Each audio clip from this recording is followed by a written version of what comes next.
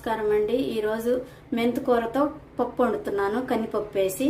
దానికి కావలసిన పదార్థాలు: మెంతికూర తీసుకున్న చిన్నవి 2 కట్టలు. ఇప్పుడు చిన్న సైజు మెంతికూర వస్తుంది కదండి, అదే తీసుకున్నాను. పెద్దది అయితే బాగోదు, పెద్ద మెంతికూర కట్టలు అయితే.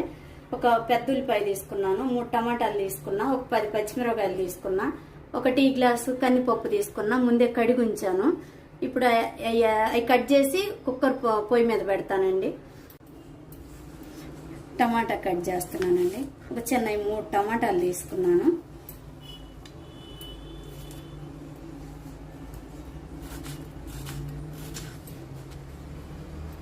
మరి చిన్న ముక్కలు ఏం కట్ చేయవసరం లేదండి, కుక్కర్లో వేసేస్తే ఉడికిపోతాయి.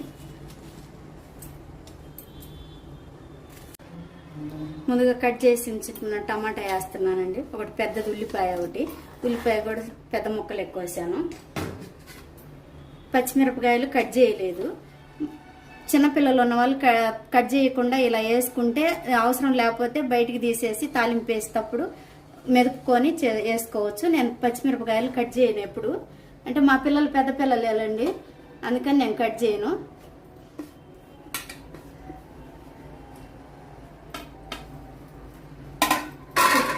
కొంచెం పొంగు రాకుండా నూనె వేస్తున్నాను.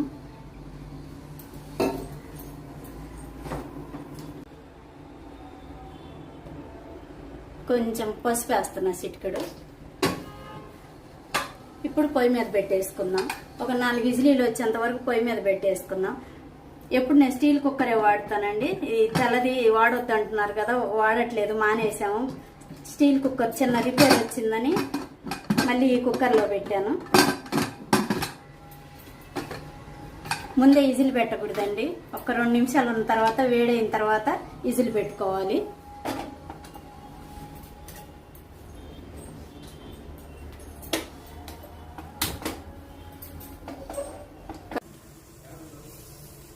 విజిల్ ఆవిరి తీసేస్తున్నాను.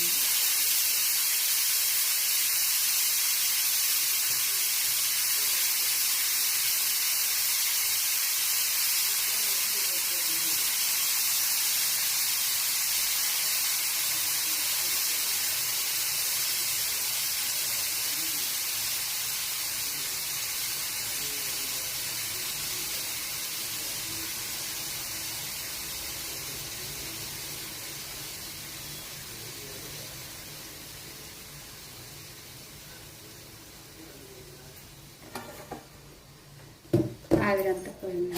ఇప్పుడు పప్పు ఉడికింది.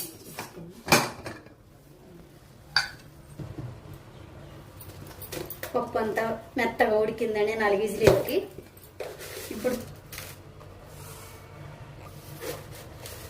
ఇప్పుడు తగినంత ఉప్పు వేస్తున్నాను.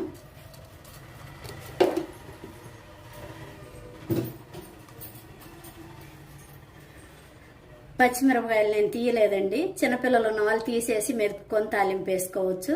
మాకు పెద్ద పిల్లలే కాబట్టి నేను అంత మెరిపేస్తున్నాను. అంత మెత్తగా మెరిగింది, అంత ఉడికింది. చింతపండు వేయనండి. చింతపండు వేస్తే టేస్ట్ మారిపోద్ది. టమాటా సరిపోద్ది. మెంతికూర, టమాటా, ఉల్లిపాయ, పచ్చిమిరకాయ వేసానండి. ఏమీ వేయలేదు చింతపండు.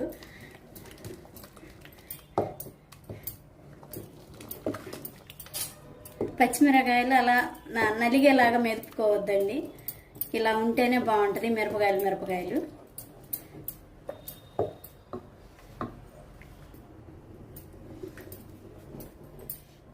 అంత మెత్తగా నలిగిందండి. ఇప్పుడు తాలింపు వేసుకోవాలి.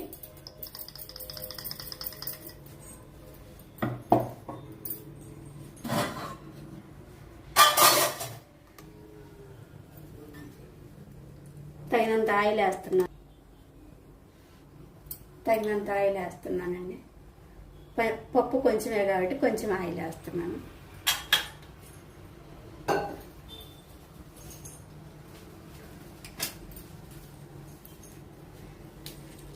ఇప్పుడు ఎండుమిరపకాయలు వేస్తున్నాను. కొంచెం 4-5 ఎండుమిరపకాయలు వేస్తున్నానండి. కొంచెం తాలింపులో ఎండుమిరపకాయలు ఎక్కువ ఉంటే మంచి టేస్ట్ ఉంటుంది.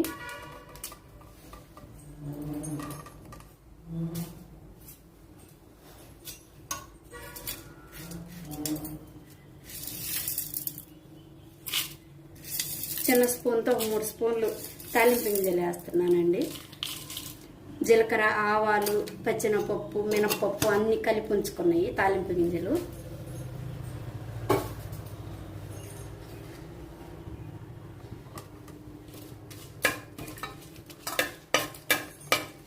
ఎండుమిరపకాయలు, తాలింపు గింజలు లైట్ గోల్డ్ కలర్ వచ్చేది అలాగా వేయించుకోవాలి, పెద్ద మంట పెట్టకుండా.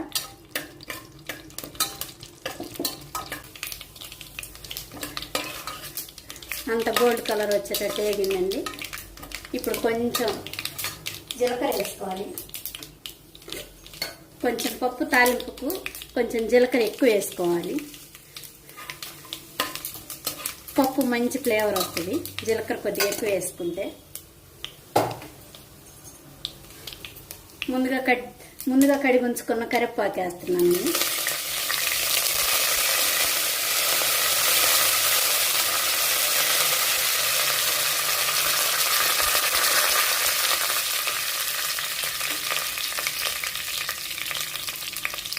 కొంచెం టేస్ట్ కోసం కొంచెం ఇంగువ వేసానండి. ఇంగువ వేస్తే కొంచెం టేస్ట్ మంచి ఫ్లేవర్ కూడా ఉంటుంది. పొయ్యి కట్టేస్తున్నానండి. ఇప్పుడు వేగింది కదా అంతా, ఇప్పుడు పప్పు దాంట్లో పోసేసుకోవాలి. దీంట్లో చిన్నుల్లిపాయ కానీ చింతపండు కానీ వేయలేదండి.